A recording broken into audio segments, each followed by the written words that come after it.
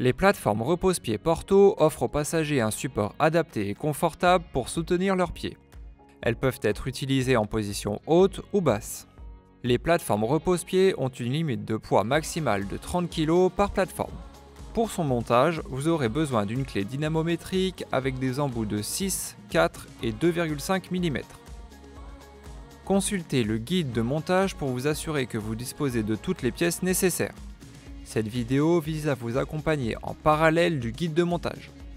Garez le vélo sur un terrain plat et assurez-vous qu'il est stable une fois la béquille déployée. Assurez-vous que le vélo est éteint avant de continuer.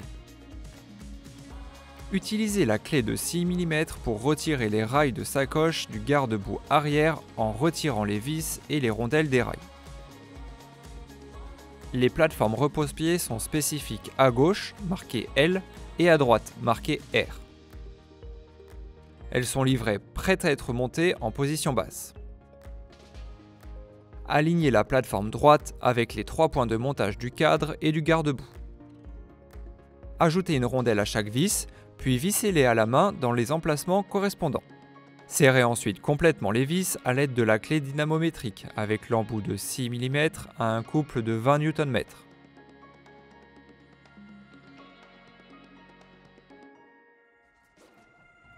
Répétez ce processus pour la plateforme gauche du côté opposé à la transmission.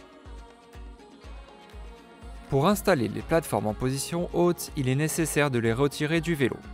Utilisez la clé de 6 mm pour desserrer les vis de montage et retirer les plateformes. Utilisez la clé de 4 mm pour retirer les vis et la plaque de protection. Avec les clés de 2,5 mm et 4 mm, retirez les vis et les rondelles fixant le support à la plateforme. Faites pivoter la plateforme à 180 degrés, puis retournez et placez le support en métal avec le coussin en mousse vers le sol. Installez les vis mâles avec la rondelle par le haut et les vis femelles avec une rondelle par le bas. Alignez la plateforme du pied droit en position haute avec les 3 points de montage sur le cadre côté transmission et le garde-boue arrière. Ajoutez une rondelle à chaque vis, puis vissez-les à la main dans les emplacements correspondants. Serrez ensuite complètement les vis à l'aide de la clé dynamométrique avec l'embout de 6 mm à un couple de 20 Nm. Répétez toutes ces étapes pour la plateforme gauche du côté opposé à la transmission.